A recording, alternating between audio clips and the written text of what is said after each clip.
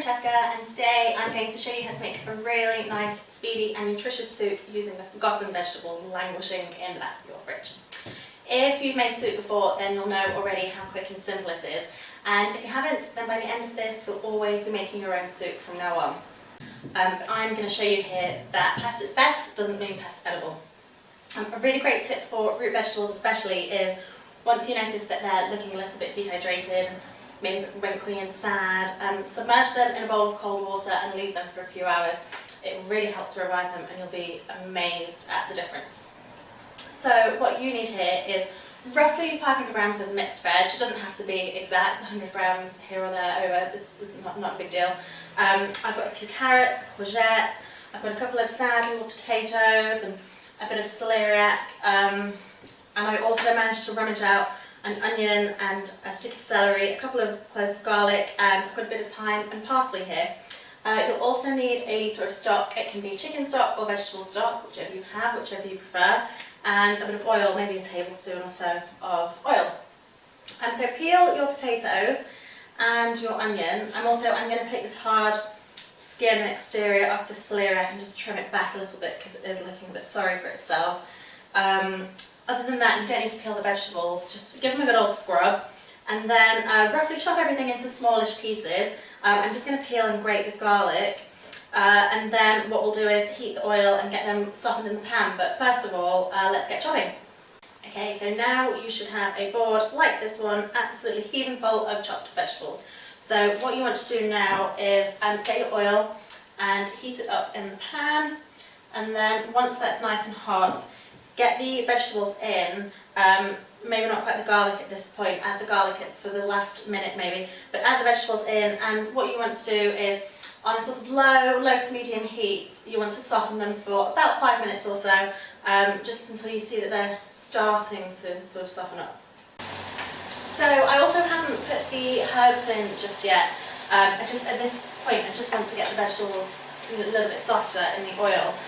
So keep it on a low heat, and if you like you can put the lid on at this stage, maybe just leave it slightly ajar, just keep checking on them and stirring it around, and then check after 5 minutes and see what you think.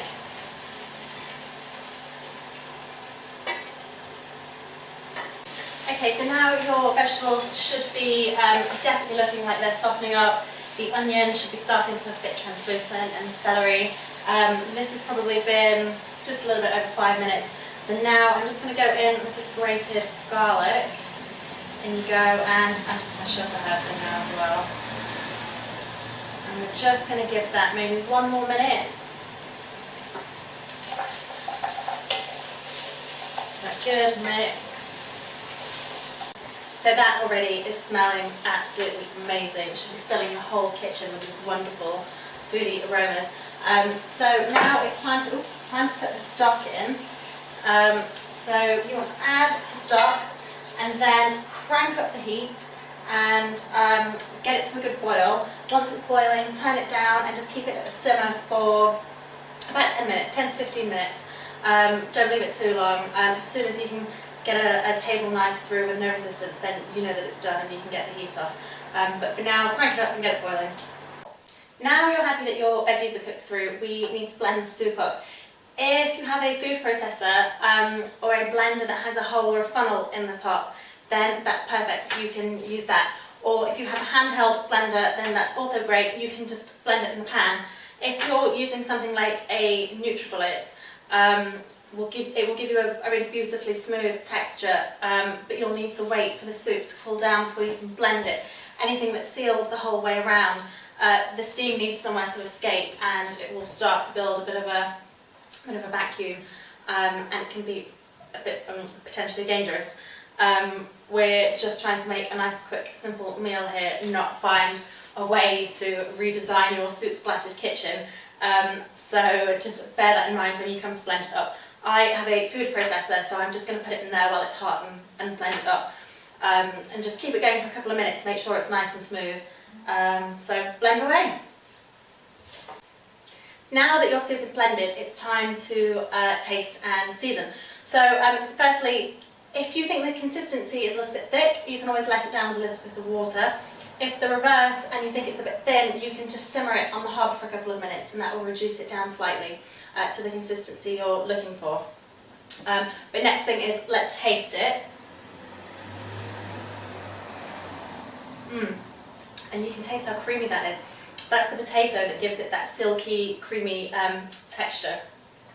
But now it's time to really get creative and put your own stamp on what is essentially quite a basic vegetable soup. So let your imagination run wild and raid the spice cabinet and see what long forgotten spices you have in there. I'm keeping it quite simple because I put some of the fresh herbs in. I put some parsley and some thyme. So I don't really want to go too crazy now adding extra things. What I do have here is celery salt, which I think is a really great alternative to just regular table salt. I've got some ground white pepper, which is one of my favourite spices. I'm absolutely smitten with ground white pepper. I think it's really overlooked. Most people favour cracked black pepper, which is also great, but I do think it's sometimes a bit overlooked. I've also got a little bit of hot smoked paprika, which I'm only going to add a tiny bit of that. I'm not really looking to add any spice or that smoked flavour. I just want to add a bit of warmth. And that's actually something to note is be cautious when you're adding salt and pepper and spices. Just add a little bit at a time and taste in between.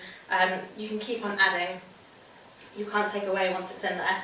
So add your spices until you're happy with it, and then when you're ready to serve, you could drizzle it with a little bit of olive oil or creme fraiche or double cream. My personal favourite, this is my little soup secret, I never eat vegetable soup without a chunk of cheese in the bowl. Good cheeses for that are anything that's used or intended for fondue. So Gruyere, Emmental, anything from that kind of family. Edam, Port Salut is really good. You want something semi-soft that will melt but will still hold its shape.